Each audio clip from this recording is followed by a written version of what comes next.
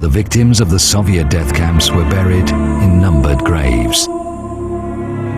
There is no memorial here, just a pile of the shoes of murdered victims, children's shoes among them.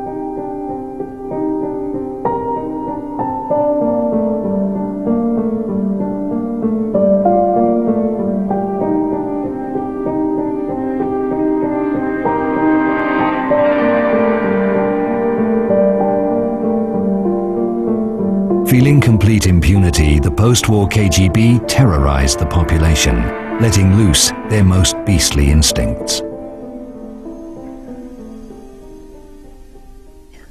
Mēs izgājām ārā, un tur pie verandas bija liela asins peļķe.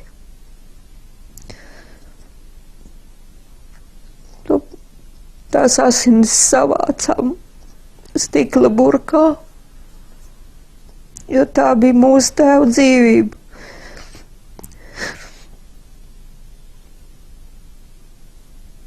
Man ir grūti stāstīt, man tā kā uzplēst ir jauna rēta un tāda, ka lasiņo.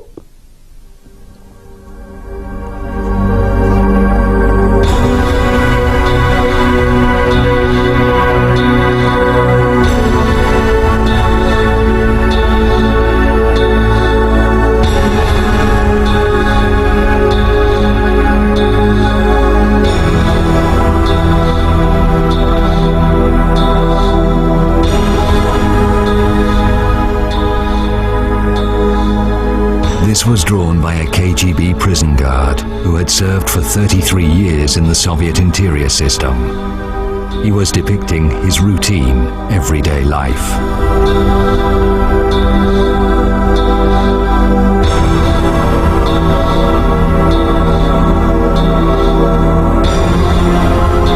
Who were these men?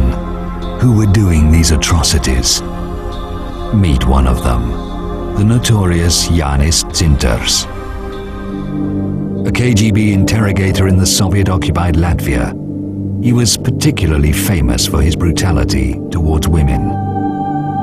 The victims' testimonies paint an horrific picture of his interrogations. Female victims were beaten and tortured by several KGB officers continuously for 20 hours. Not everyone could endure it. The wife of Ernest Waltman, Veronika, was beaten and tortured by Dzintars and his drunk colleagues for 4 days. She finally committed suicide by hanging herself in the prison cell.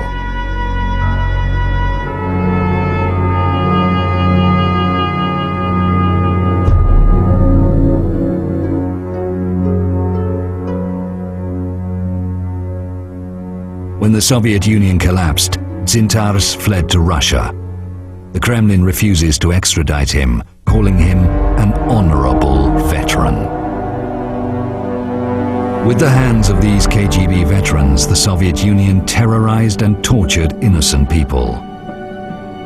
They were the ones who guarded death camps, where millions were exterminated and thousands used in horrific medical experiments. Many of these death camp veterans are still alive.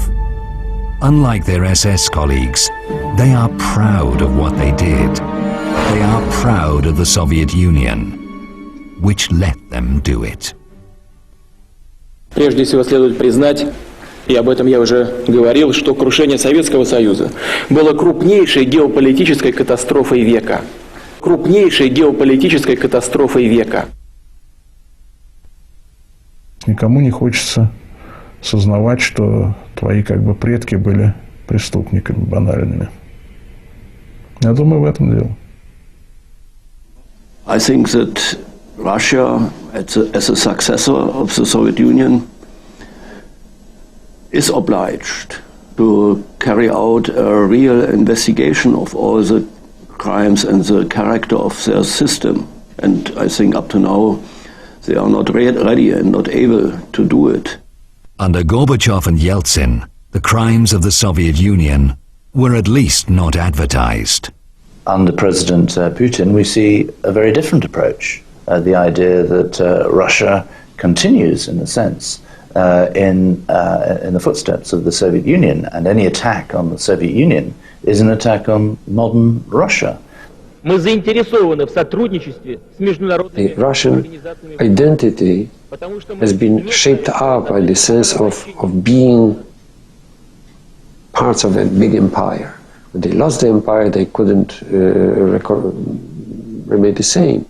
Вот эта ущербность, национальное унижение, то, что в Германии было после Первой мировой войны, а у нас после распада, это огромная питательная почва для вот этих вот новых нацистов, понимаете? Это как раз то, что было и дало всплеск в Германии к фашизму.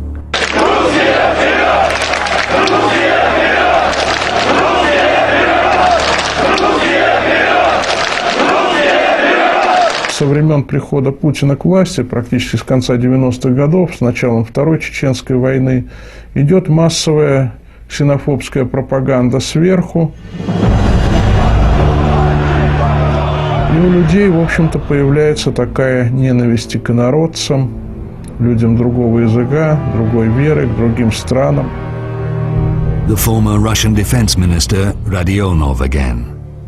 Практически все российские СМИ работают против России и народа, так как находятся в руках еврейской мафии. And the next speaker is Mr. Rogozin of Russia. Mr. Rogozin, you have the floor. Я работаю в Федеральном собрании России. Mr. Rogozin led the Russian delegation in the Parliamentary Assembly of the Council of Europe. He repeatedly voiced his concern about the rebirth of fascism in Europe. At home, his agenda was a little different.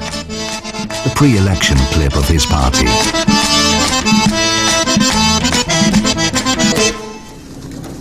Понаехали тут.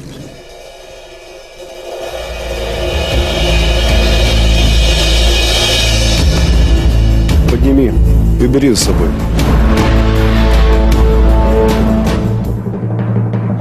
Ты русский язык, понимаешь? Очистим наш. Let's rid Moscow of trash. Депутат Куринович, пожалуйста, вам слово. Я депутат Государственной Думы, фракции ЛДПР Куринович Николай Владимирович, член комитета по безопасности. Хотел бы в своем лице приветствовать всех национал-патриотов России. Слава России!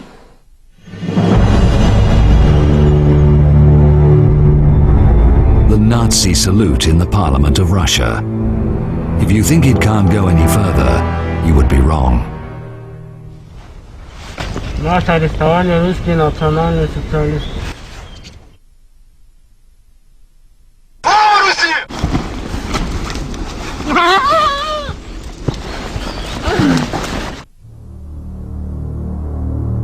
This shocking video is one of hundreds published on the website of the Russian National Socialists.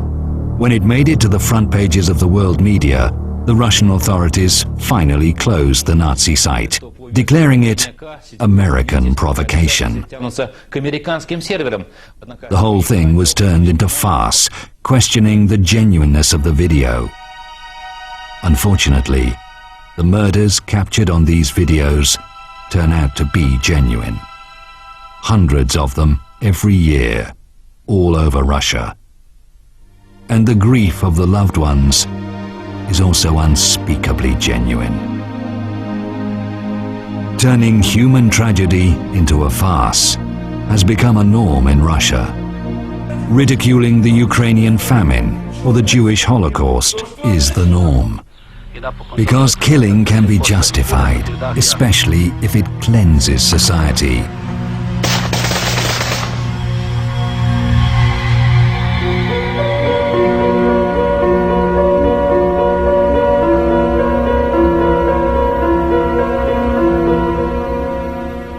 The killers become heroes. Mass murderers are decorated veterans.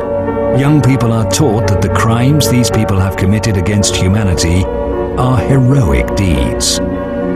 It is no surprise that these crimes are replicated. Слава России!